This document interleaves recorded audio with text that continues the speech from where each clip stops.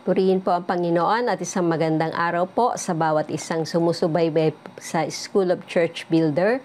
At ngayon pong hapon ay salamat po sa biyaya ng Panginoon na makapagbahagi sa inyo ng mga katotohanan ng akin pong tinanggap at patuloy po na ang kaunawaan at ang biyaya ng wisdom ay patuloy na ipagkaloob sa atin ng ating Panginoong Jesus sa biyaya po ng tulong ng Banal na Espiritu na maunawaan po natin ang bawat salita at patuloy na magkaroon ng kapahayagan sa ating pong kalagitnaan. Salamat din po sa buhay ng ating mentor, si Pastor Wilbert at ang kanyang pamilya sa patuloy na pagbibigay po niya ng time upang patatagin at palawakin ang pag-abot sa mga kapatiran or sa bawat lugar. At salamat din po sa inyo pong pagtugon po ng bawat isa sa atin. So sa hapon pong ito ay sama-sama po nating pagbulayan, pakinggan at patuloy na namnamin ang emptying yourself to position yourself. So, bagamat basic po ay alam kong sa kapangyarihan ng Banal na Espiritu ay maunawaan po natin at patuloy na makita saan po ba tayo nakaposisyon ngayon. At dito po makikita po natin sa Mark 8:34. Then calling the crowd to join his disciples, he said, "If any of you wants to be my follower, you must give up your own way, take up your cross, and follow me." Verse 35 and 36 ng Mark 8, "If you try to hang on to your life, you will lose it. But if you give up your life for my sake and for the sake of the good news, you will save it. And what do you benefit if you gain the whole world but lose your own soul?" Verse 37 and 38, "Is anything worth more than your soul? If anyone is ashamed of me and my message in these adulterous and sinful days, the Son of Man will be ashamed of that person when he returns in the glory of his Father with the holy angels."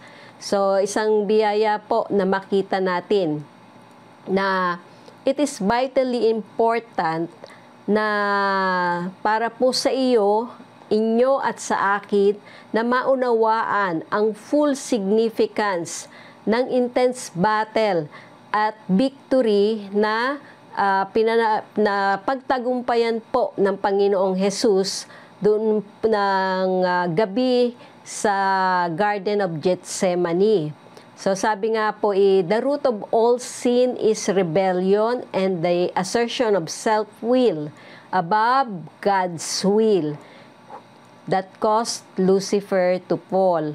So makita po natin at sa mga matagal na po na nakakapakinig at patuloy pong nakakilala sa Panginoon, ito pong basic na nakita natin na kasalanan ng rebellion ni Lucifer ang nag-cause upang siya po ay bumagsak. At bagamat siya ay isang, sabi nga, yung morning star sa mga anghel na nilikha ng Panginoon. Kaya lang, kung tatanungin nyo, saan ba nanggaling yung pride?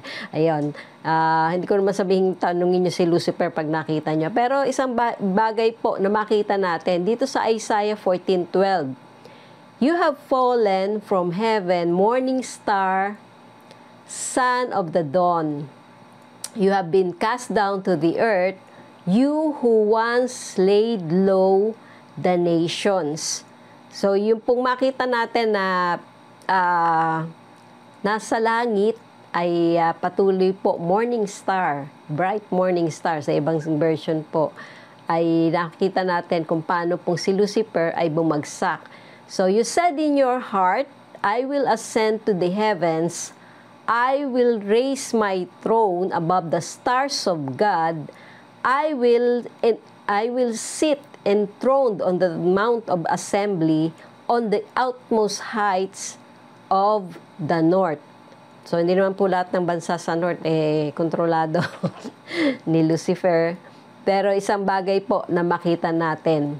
Sa Isaiah 14:14, I will ascend above the tops of the clouds. I will make myself like the Most High. So, kasama pong ninanais ni Lucifer na maging katulad siya ng Diyos at patuloy po na makapantay or malamangan pa sa anumang kapangyarihan meron po ang Panginoon. At yun pong makita natin, even sa panahon natin ngayon, ay ganun pa rin po ang problema ng tao na kahit na po mga nakakilala na sa Panginoon. Kaya nga may time na nagkakagulo sa church at makita po natin, yun pong kasalanan ng sin at pride ay pareho pong nasa gitna yung I. At yun po yung sinabi ni Lucifer nung time na kaya po siya ay bumagsak dahil in-exalt po niya yung sarili niya, yung mga gusto niya. Sabi nga po, sins are like credit card. Enjoy now, pay later. At kung paano pong natin napapakinggan na sabi nga, may pleasure sa sin. Kumain ka ng marami, ng sobra-sobra sa katawan mo, syempre masisiyahan ka. Uminom ka ng alak, manigarilyo ka, at kung ano pang mga kalayawan na ini-offer ng mundo, syempre merong pleasure yan. Pero temporary lang yung pleasure. Kasi later on, ay aanihin mo yung mga itinanim mo. So kung paano po na talagang sinabi nga na kung ano ang iyong tinanim, yun din yung aanihin mo. At kasama po dyan na natutunan ko dahil pinagbawal po ng doktor. Sabi nga mga doktor makakapag-suggest lang naman kung ayaw nating sundin, wala rin silang magagawa. Yung tamang pag-inom ng gamot or ng maintenance or kung ano man po na pinapatanggal sa atin sa ating pagkain, sinasuggest nila yan, pero nasa sa atin din po yung pagsunod. At may time talaga na sabi nga, yung pagre-rebelde. Naranasan ko po yan dahil nung bago pong na-diagnose na may diabetes yung aking katawan ay talagang nagrebelde ho ako na kumain ako ng maraming chocolate. So, nung 12 anyos pa ho yun. At ako po ay 56 na ngayon. So, ngayon naman po na yung pag-ani ng mga hindi tamang mga kinakain sa kalagayan po ng aking pisikal na katawan. So, biyaya po ng Panginoon na nung inalis ko at medyo lang na dinisiplina ang aking sarili sa mga kinakain kasi ultimo yung mga simpleng bagay, yung mga toyo, patis, yung mga chemical na panlinis, kasama po yun na nakaka-epekto pala sa ating kalusugan. At yun pong subok ko na po yung red rice at saka white rice at yung brown rice. Talagang mas mabuti po sa kalusugan yung brown rice at red rice. Kaya lang, syempre, kahit na mahal ang bigas ngayon, gusto pa rin ng mga Pilipino yung white rice at yung masarap pa. Pero, kung iisipin lang po natin, si Jesus 40 days na nag-fasting. Prayer and fasting, hindi lang basta fasting. So, ubra sa katawan ng tao at siya bilang isang nasa katawang tao, kinaya niya yung 40 days bago siya nagutom. So, bakit tayo takot magutom? May kinakain pa tayo, pero takot magutom. At makita po natin dito, na sabi nga po na sa quote ni C.S. Lewis, ay, there are two kinds of people in the end. Those who say to God, thy will be done, and those to whom God says in the end, thy will be done. All that are in hell, choose it. Without that self-choice, there could be no hell. So, alam po natin yan sa istorya pa lang ng pagbagsak ni Adan at ni Eva. Sa Genesis pa lang po. At dito po makita natin, sabi nga po ay, people will not be in hell because God did not want them, but because they did not want God. So, sabi nga po, ipapangaral sa buong mundo or sa lahat ng tao ay makakarinig ng mabuting balita at saka pa lang po darating yung wakas. So, ano po yung bagay na makita natin na doon po sa Garden of Gethsemane, sabi nga one decisive moment ng Panginoon when Jesus emptied Himself at His own self-will and surrendered fully to obey God's will. A great victory was won, Satan was defeated. Bilang Diyos na nagkatawang tao, so nararanasan po niya at naka-identify po siya sa mga nararanasan natin, even ngayong panahon po natin. Kaya po, hindi natin masasabi, kasi Diyos naman si Jesus, kaya niya nakayanan yun. Mismo siya ay naging model kung paano pong, yun pong ating self-will.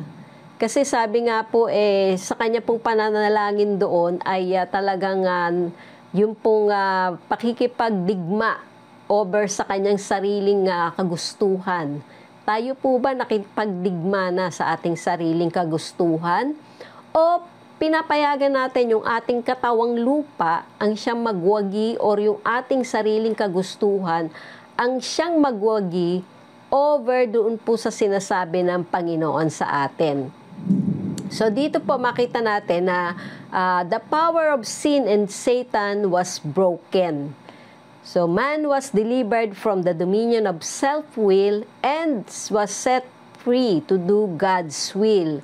Ang tanong, ginagawa po ba natin sa buhay natin sa pang-araw-araw yung kalooban ng Panginoon? Sinasabi po ba natin sa araw-araw kung ano yung pinapasabi ng Panginoon or kung ano lang yung gusto nating sabihin?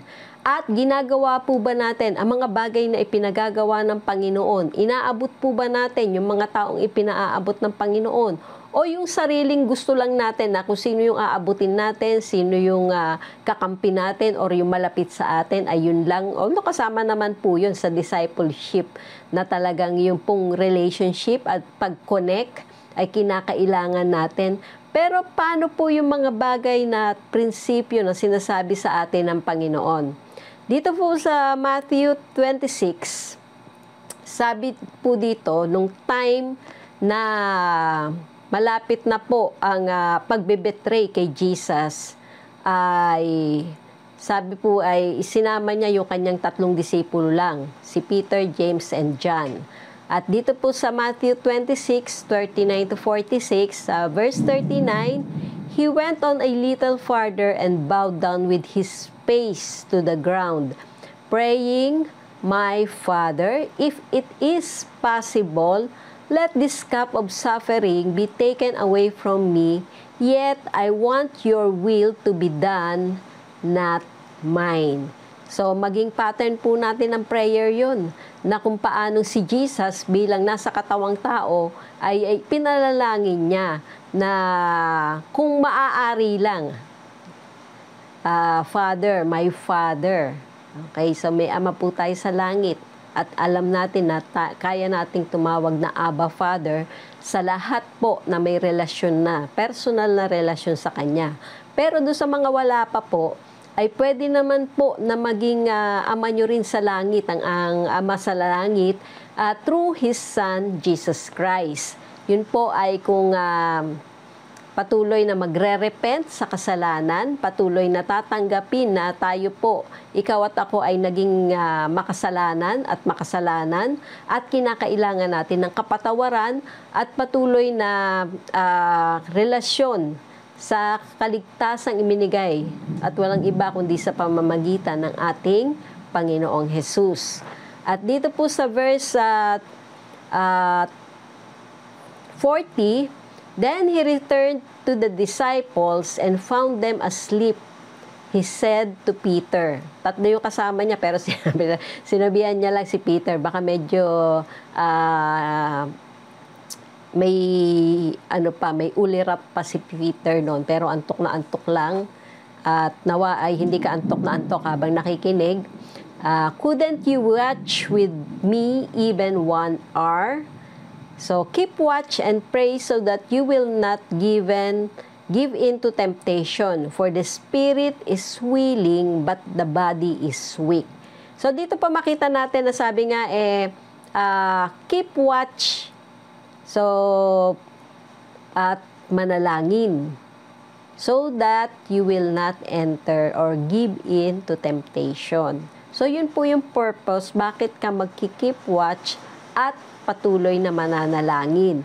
Yun ay para hindi ka mag-give in. Kung paano si Adan at Eva, sabi nga, inalok lang naman eh. Lahat naman ng kasalanan, iniaalok lang sa atin. Ngayon, kung nagustuhan natin at tayo ay nag-give in sa temptation, okay, ng kasalanan, choice na natin yon. At kaya po, sakalang po sinabi dito, for the spirit is willing, but the body is weak. Salamat po sa Panginoon na nagluwag na ang atin pong pamahalaan at yun pong COVID pandemic ay patuloy na hindi na po ganong kahigpit. Pero makita natin dahil nasanay tayo, 'di ba? Na nasa online or kaya ay okay naman na, makita natin na lalo na pag pinagbibigyan natin yung gusto ng ating laman. Linggo naman makapagpahinga muna ako, antok na antok pa ako. Pero sabi nga po, 'di ba sa Hebrews 10:25, huwag nating kalilimutan yung ating pagtitipon. Mapalad po kayo na kung kayo po ay may sariling lugar ng pananambahan. Pero mas mapalad po kami kahit wala kaming sariling lugar ng pananambahan pa, ay may nagpagamit po ng lugar sa amin. At isa pong pagpapala na bagamat kami ay nanggagaling sa iba-ibang lugar, hindi naman po kalayuan, ay nakakapagtipon po kami. At isa pong pagpapala ng Panginoon na patuloy na sabi nga po yung pong si Pastor Wilson yata ay nakapag-share na pag siya ay pumupunta sa mga probinsya ay talagang hindi kasing komportable at hindi kasing convenient sa mga nasa Metro Manila at karatig na lugar or sa ibang probinsya ang lugar ng kanilang pananambahan, pero naandon yung kanilang pusong nagagalak na magtipon sa pangalan ng Panginoon. Sana po ay wag mawala sa atin yon at wag nating isipin na depende sa lugar, kundi po yung presensya ng Panginoon na laging nasa atin ang pinakamahalaga at patuloy po na dala ng bawat isa. Okay? So sabi nga po, we are the living saints. At nawa po ay maunawaan nyo yan na tayo po yung living saints, na sa atin ang banal na spirito na nagbibigay ng kapangyarihan upang ma-overcome natin. Pero dito po makita natin si Jesus ay during ng kanyang time na alam niyang aakuin na niya at alam niya yung purpose ng kanyang buhay na kailangan po niyang ipagkaloob, ibigay dahil bukod tanging siya lang ang makakapagligtas sa atin at sa mga susunod pang henerasyon or ng mga tao na ipapanganak pa. At kung hindi pa po siya babalik muli, pero nakikita na po natin sa panahon natin yung katuparan ng mga propesiya, mga senyales na atin pong nakikita ng kanyang muling pagbabalik ay nakikita na po natin sa ating kapaligiran at sa mga bansa at sa mga pangyayari na makita po natin talagang malapit nang bumalik ang Panginoon. So handa na po ba tayo na patuloy na i-empty yung ating sarili para po maiposisyon natin sa tamang posisyon na kinakailangan ng Panginoon? Sa verse 42 ng Matthew 26 po, then, so nakita niya natutulog yung kanyang tatlong alagad na isinama, then Jesus left them a second time and prayed, "My Father, if this cup cannot be taken away," so nung una, nirequest niya na kung maaaring ma-take away yung cup. Pero pangalawang panalangin po niya, if this cup cannot be taken away unless I drink it. So naandun po na yung realization niya, bagamat hinihiling niya na wag yung kanyang sariling kalooban, kundi yung pong kalooban ng Ama ang mangyari, sabi, your will be done. Nawa po ay maunawaan natin at nawa ay patuloy nating makita na kinakailangan po na sabi nga unless na gawin natin ang mga bagay na pinagagawa ng Panginoon, wag po yung sarili natin ang masunod, kundi yung pong kanyang kalooban, o kalooban ng Ama. So verse 43, when he returned to them again, he found them sleeping, for they couldn't keep their eyes open. At sa verse 44 to 46, so he went to pray a third time, saying the same things again. So, dalawang ulit po niyang pinanalangin, yung pong kanyang pananalangin na unless na gawin niya yung kalooban ng Ama, ay mangyari ang kanyang kalooban. Then he came to the disciples and said, go ahead and sleep.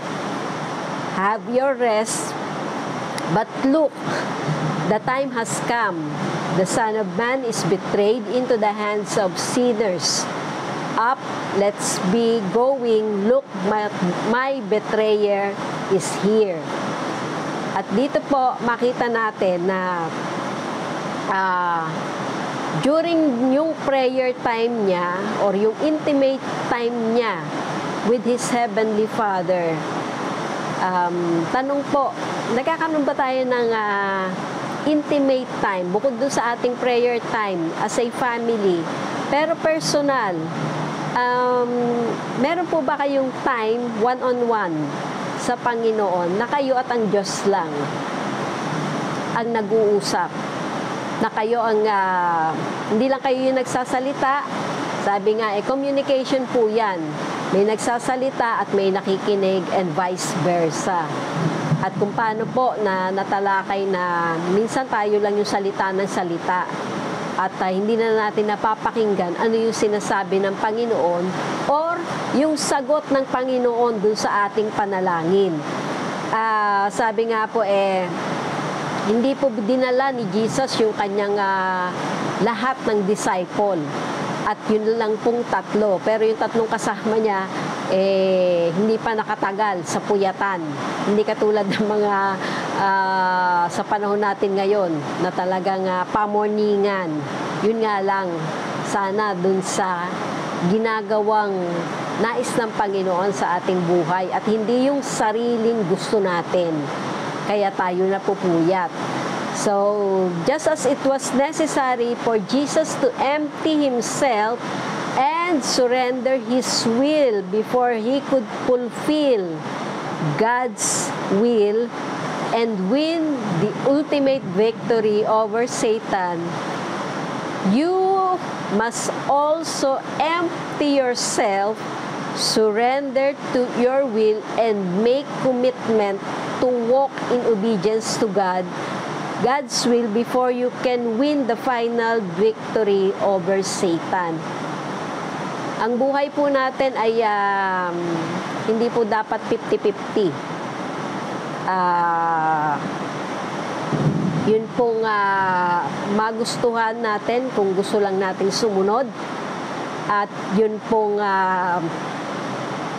kung ayaw natin ay sarili natin ang nasusunod or yung magulang natin, lalo na po doon sa mga lumaki sa isang Kristiyanong pamilya.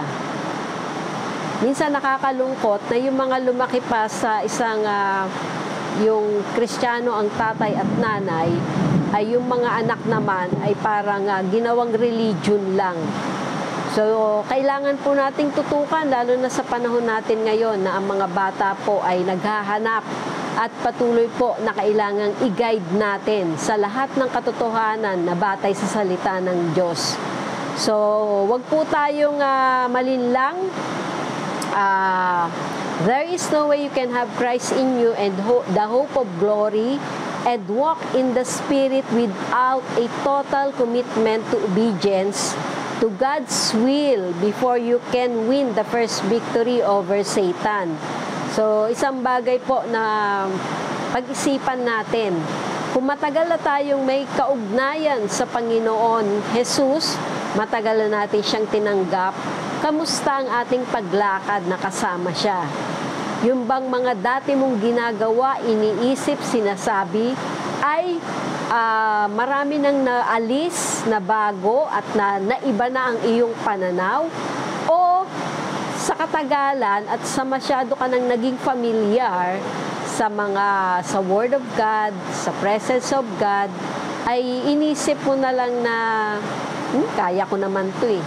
Sabi ko nga po, may time na pag nagpe-pray tayo, minsan tinutulungan natin ng Diyos sa sagot sa ating problema. Pero mapalad po yung mga nakaranas na sa Diyos lang talaga umaasa ng katugunan, pero ginagawa po niya yung part niya na dapat gawin, yung responsibilidad niya bilang anak ng Diyos na dapat mong tuparin at gawin at patuloy na umasa yung sa kasagutan, tamang solusyon, tamang kasagutan at tamang paraan, tamang oras, tamang araw na ayon sa kalooban ng Panginoon. Hindi po yung lahat ay sa kalooban natin. Bagamat may mga pagkakataon na maaari nating harapin. Pero sabi ko nga po, yung will ng Panginoon.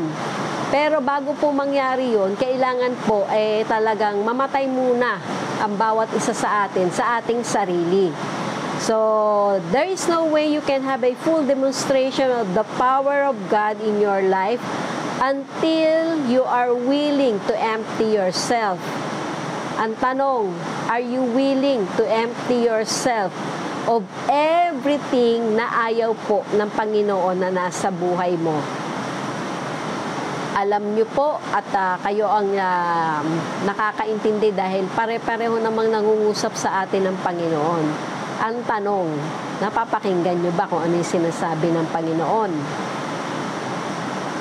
Alam nyo ba, nadidiscern nyo ba sa inyong espiritu kung may nais na ipagawa at kung meron pong pinaiiwasan o hindi ipinapagawa sa inyo ang Panginoon na ginagawa nyo na, pero dahil nalaman nyo na ayaw niya yon, tinigilan nyo na.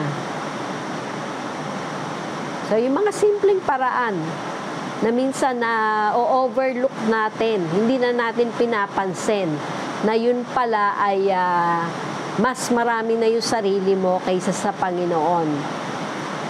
So dito po sa makita natin sa Garden of Gethsemane, he struggled, he wrestled, he agonized.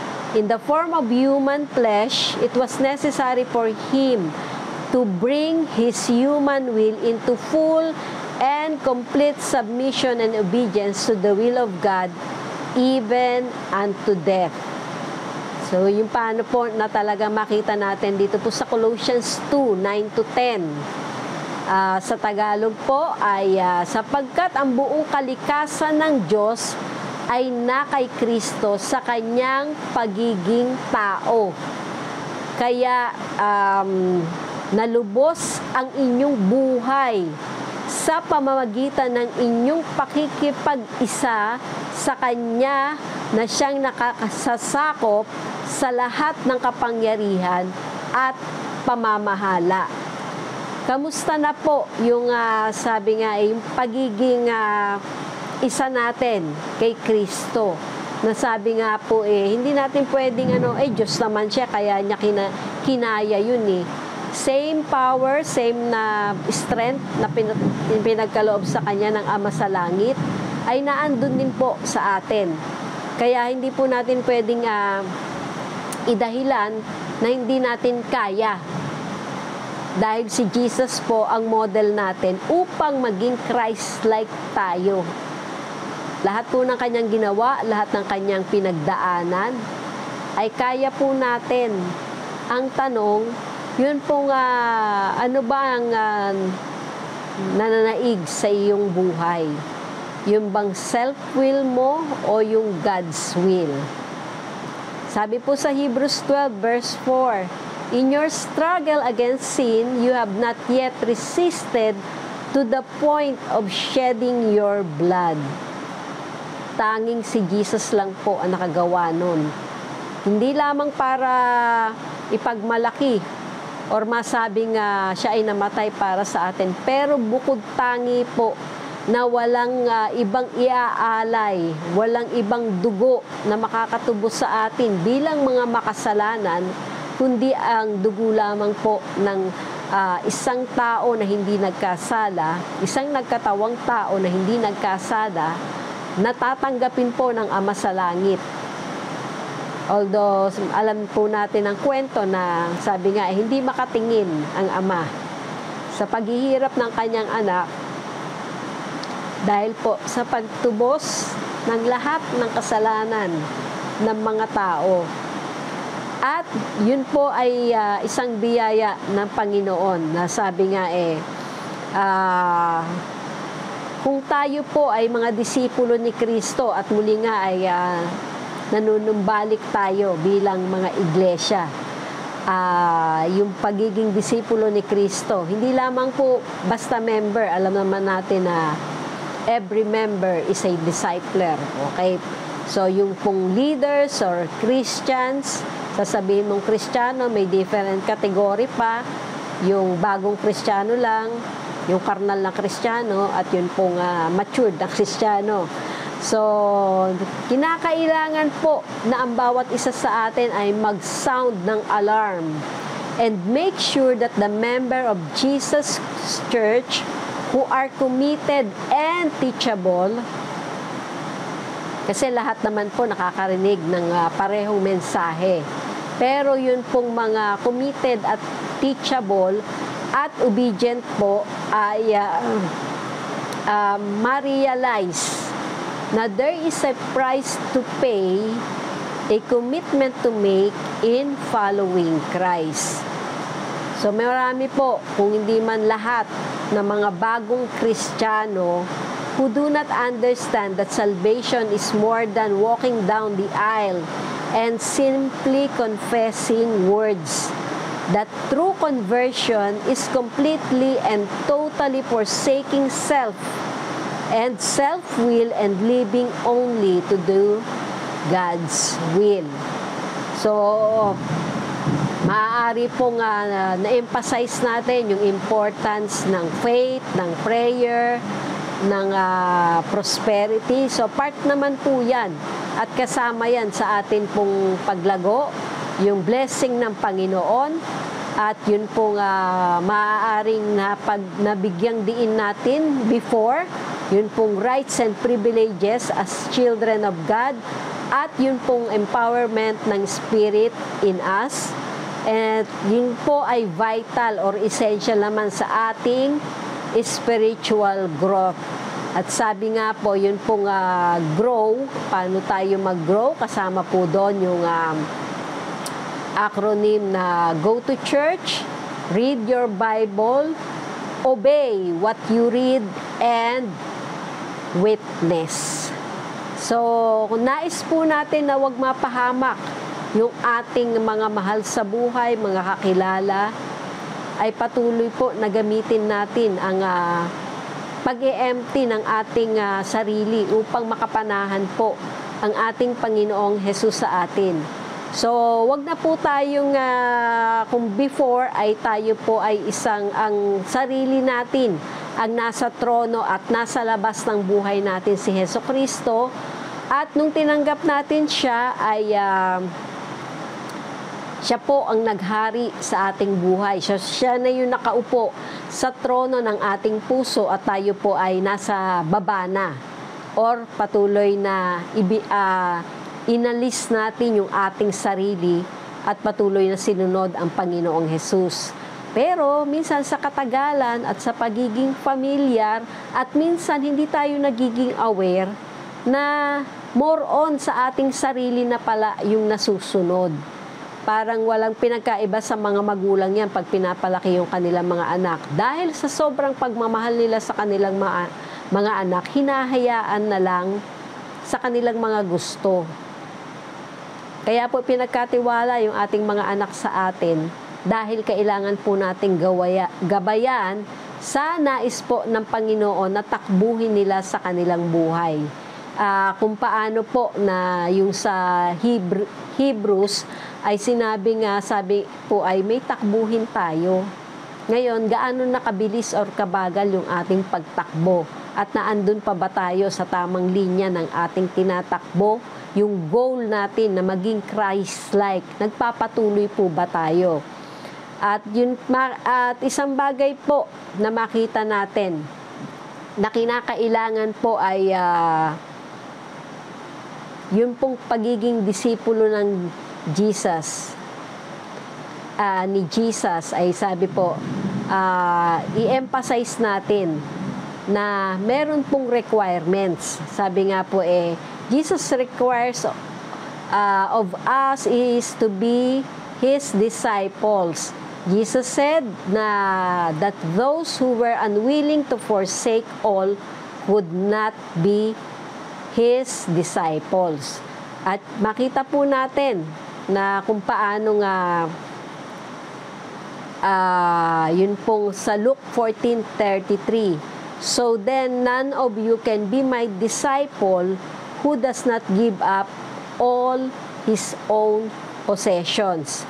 At isang panawagan din po na yun pong sa Dominion Life na atin pong pinananawagan po ng ating tatay na sabi nga po yun pong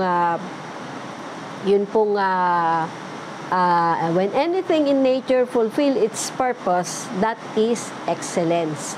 So nawa po ay yung patuloy na yung mga young people, young adult or young couple, young professional, lahat ng young at feeling young ay patuloy po within NCR po at mga karatig lugar na willing pong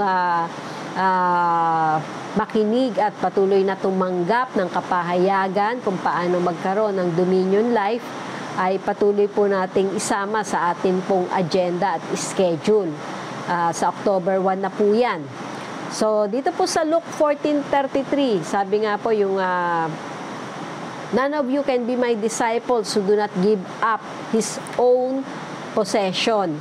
At meron pong requirements sa atin pong pag-follow kay Jesus. So, Jesus requirements for following Him at makita po natin yan sa Mark 8:34-35.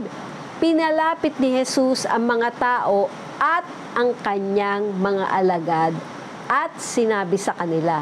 So makita po natin, hindi lang po yung kanyang mga alagad, kundi maging yung mga tao na sumusunod. Pinalapit ni Jesus sa kanya at sinabi, ang sino mang nagnanais sumunod sa akin ay dapat itakwil ang kanyang sarili, pasanin ang kanyang krus at sumunod sa akin. Ang sino mang nagnanais na magligtas ng kanyang buhay ay mawawalan nito, ngunit ang mawalan ng kanyang buhay alang-alang sa akin at sa magandang balita ay magkakamit nito. So kasama po sa requirements ng ating Panginoong Jesus. Unang-una ay yun pong whosoever will come after me, let him deny himself. At yun po ay makita natin na empty your life for Him.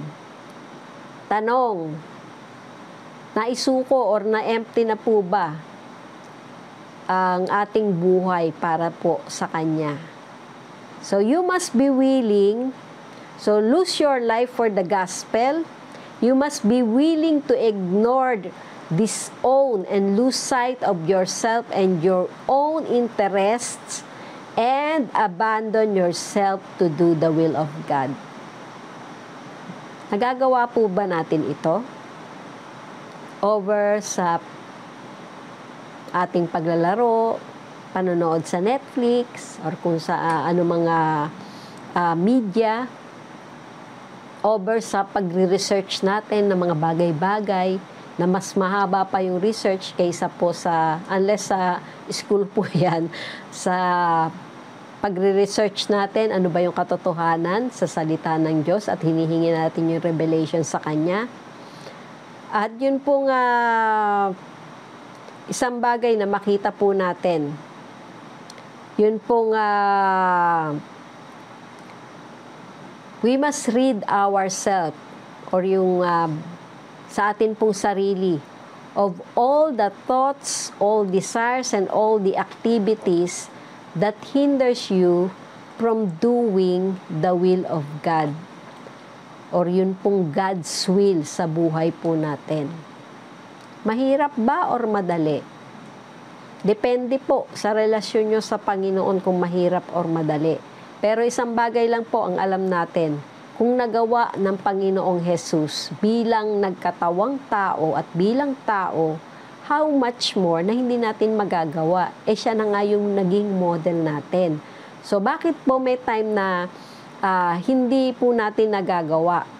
Dahil po, mas sinusunod natin yung ating sarili. As simple as that. Tamang pagkain, mas gusto kong mabusog tsaka gusto ko yung mga nakikita ng aking mata. Nakakainin. Kahit bawal. Nanggaling po ako dyan. Kahit nakakarayuma ang mga buto-buto or yung pong mga nuts or yung mga gulay na okra, yan, sitaw, yan. Nasubukan ko na po yan. Matagal kong hindi ginawa, pero nung sinubukan ko po, ayun. So, kailangan pa ba nating maranasan bago tayo matuto? Pangalawa, sa requirement ng ating Panginoong Jesus, ay yung after you take up, you deny yourself. So, kailangan po talagang ma-deny. Kasi yung iba, you need to make an action, and that is to take up your cross. Hindi mo pwedeng pasanin ang cross nang hindi mo dinideny yung sarili mo. Unang-una, bago mo mapasan yung cross, talagang sasabihin mo, ay hindi ko kaya yan, mahirap yung cross na pinasa. Si Jesus lang po yung gumawa nun. Ibang cross yung pinapasa natin ngayon, pero kinakaya. At makita po natin na sabi nga unless na i-deny mo yun or ma-empty mo yung sarili mo at alisin ang lahat ng kagustuhan ng sarili mo, ay hindi mo magagawa yung action na pag-take up ng iyong cross, pasanin ito at patuloy na lakaran ang buhay ng may katagumpayan at may pagpapasakop sa kalooban ng ating Panginoong Jesus. At yung pong pangatlo na requirement ng Panginoon for following Him is, and then to follow Him. So, at kung paano po makita natin na just as Jesus emptied Himself on His divine abilities of all His ability, sabi, to be all-knowing, to be everywhere present, and to be all-powerful. So, kung paano pong inempty niya yung kanyang sarili of His own will, you and I must empty ourselves of our own desires. At we must empty ourselves of our own selfish plans. We must empty ourselves from our own self-will. We must empty ourselves on reliance on our own strength. Yan, marami pong makaka-identify. And we must empty ourselves on our desire for recognition and praise. Sabi nga po, ano man po ang ginagawa natin, alam ng Panginoon yan. Hindi man ma-recognize ng tao, hindi man ma-recognize ni pastor, hindi man ma-recognize ng iyong pamilya, pero alam ng Panginoon. And even sa mga manggagawa or yung mga employed, hindi man ma-recognize sa inyong opisina ng inyong boss. Alam ng Panginoon yan at alam niya kung kailan kanya ipopromote. Or kung yung pag-promotion mo ang magkokos upang hindi magawa yung kanyang kalooban, hindi niya pahihintulutan yun. Pero the moment na in-acknowledge mo, Lord, sa iyo ako naglilingkod. Sabi ko nga po gaano man kagarbo, kagarbo or ka-prestigious yung ating ginagawa, yung ating karir, at gaano man kaliit yung atin pong mga kasama sa trabaho, sa kanilang ginagawa or sa kanilang function. Be thankful sa kanila pong serbisyo at patuloy na i-acknowledge natin. Yung simpleng pa-thank you lang, simpleng sweet smile, at patuloy na pagbati ng good morning or good evening ay isang malaking bagay na po dahil ina-acknowledge natin yung kanila pong ginagawa sa ating buhay. At isang biyaya po ng Panginoon na makita natin sa hapong ito na bakit natin kailangan i-empty yung ating sarili. Hindi po lahat ng nakakilala sa Panginoon at may kaugnayan sa Kanya ay nakaposisyon na po para makapasok doon sa kaharian ng Panginoon. Kingdom advancement ngayon pong 2023. Pero hindi po lahat na may kaugnayan sa Kanya ay nakapasok na. Yung iba nasa entrance pa lang, hindi pa pumapasok. Pero the moment po na itanggi natin ang ating sarili sa lahat ng bagay na iniisip natin, ginagawa natin, yung gusto nating sabihin, hindi natin sinasabi dahil ang gusto lang nating sabihin ay kung ano yung sinasabi ng Panginoon. Makita po natin na yung paghahari ng Panginoon, makakapasok tayo. Sabi nga po maging yung kapayapaan na nagmumula sa Panginoon. Yun pong yung childlike faith. Sabi nga po ng Panginoon, di ba? Unless na magkaroon tayo ng pananampalataya gaya ng mga bata, hindi po tayo makakapasok sa paghahari ng Panginoon. So makita, isang bagay po na i-assess natin yung ating sarili. Nasaan ba tayo ngayon sa ating paglakad? Maaaring yung iba ay nasa pangatlong step pa lang, yung iba ay nasa 10, 20. Pero may kanya-kanya po tayong lakad na kailangan lakaran patungo sa Christ-likeness at kasama po doon yung pag-e-empty natin sa ating sarili. So, sabi po dito ay if God speaks to you, it meant something important to Him and something important to you. You cannot sit down on what God has said and do nothing. So marami na po tayong napapakinggan, pero gaano na rin po karami yung aksyon na ating ginagawa sa ating mga naririnig. So isang bagay po na natutunan ng Panginoon is that He learned obedience. Makita po natin yun sa kanyang ginawa at sa kanyang panalangin sa Garden of Gethsemane na talagang itinanggi niya yung kanyang sariling kagustuhan over sa kagustuhan ng Ama sa kanyang buhay na patuloy pong ma-fulfill yung purpose niya, bakit siya ipinanganak dito sa lupa. So, sabi po ni Dr. Jonathan David, it is not what you hear, but it is what you understand and do.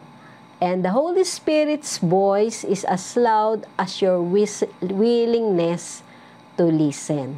Nawa po ay patuloy na natanggap nyo ang inyong portion sa hapong ito at makita po ng Panginoon na gagawin natin ang lahat ng mga bagay na sinasabi niya sa atin, na patuloy na itanggi natin at i-empty yung ating sarili upang magawa ang kanyang kalooban, masunod ang kanyang kalooban, at maiposisyon po natin ang ating sarili upang matanggap ang kanyang paghahari at ang pag-advance po ng kanyang kingdom sa ating buhay.